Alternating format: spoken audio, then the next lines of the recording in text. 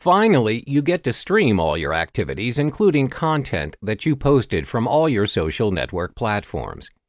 Head to Stream and you'll be prompted to choose what kind of stream you're currently focusing on. Since we're focusing on the content and activities you've posted, you need to choose Browse All Streams. What you need to do now is select the social profile you want to stream first. Select Stream Type will show you the activity you are involved in, be it liking or commenting on a post. If you click Home, you'll get to see the post you've liked previously. This also applies to all content that you've posted.